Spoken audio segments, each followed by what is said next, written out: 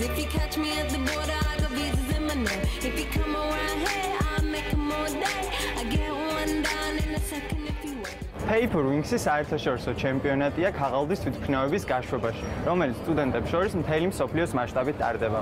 შეჯიბრში მონაწილეობის მისაღებად სტუდენტის სტატუსი და ქაღალდის თვითმფრინავის გაკეთების ცოდნაა საჭირო. სამი მონაწილე კი, რომლებსაც გაუმართლებთ და გაიმარჯვებენ თვითმფრინავის ერთი გაშვებით პირდაპირ ავსტრიაში, ქალაქ ზალცბურგში გაფრინდებიან. ძალიან მომინდა რამდენიმე საათით სტუდენტი გამხდარიყავი და ქაღალდის თვითმფრინავი არა სტენდაფისთვის, არამედ შეჯიბრისთვის გამეფრინა.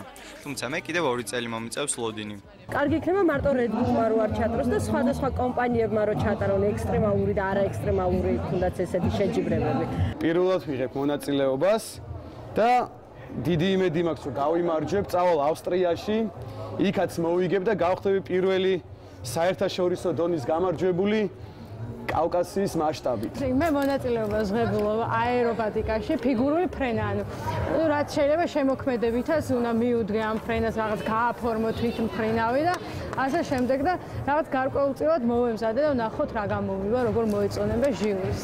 მე ვარ 2009 წლის გამარჯვებული Red Bull-ის კრეატიულ შეჯიბრში, ასე ვთქვათ, Paper Wings, ქაღალდის ფრთები, ნომინაციაში აერობატიკა. ანუ ლამაზი ფრენა 2009 წელს და გავემგზავრეთ ავსტრიაში, მსოფლიო შეჯიბრზე ქაღალდის ფრთები. ზალცბურგში ჩვენ შევხვდით სხვა ქვეყნის მონაწილეებს, რა თქმა უნდა, კარგად მომზადებულები იყვნენ იაპონელები, რამდენადაც გასაკვირია არ უნდა იყოს. და გახდა გამარჯვებული იაპონელი. 3 დღე გრძელდებოდა შეჯიბრი, ერთი დღე დაეთმო დისტანციას, მეორე აერობატიკას და მესამე დღე იყო longest air time, ანუ დროზე ფრენა, ვინ უფრო დიდი ხანი გააჩერებდა თვითმფრინავს ჰაერში.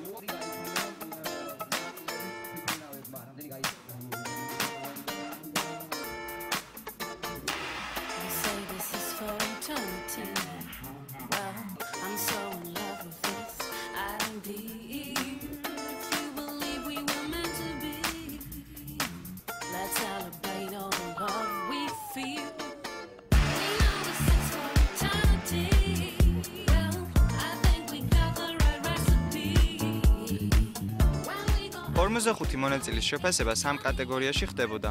ყველაზე დიდი მანძილი, ყველაზე ხანგრძლივი ფრენა და აერობატიკა, სადაც ქულები ქაღალდის თვითმფრინავის კონსტრუქციის და დიზაინის მიხედვით იწერებოდა.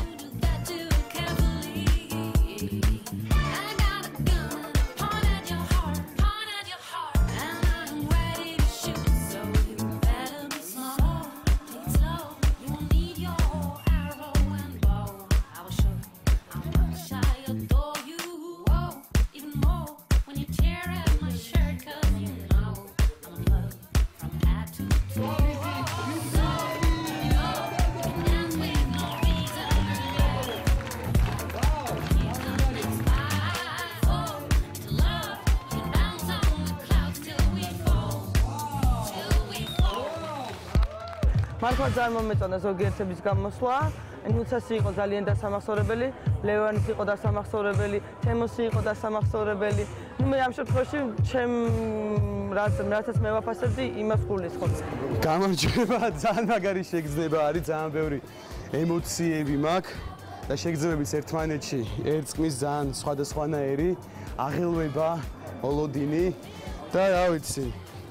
მე დიმაქვს ავსტრიაში კიდე მოვიგებთ ფინალში.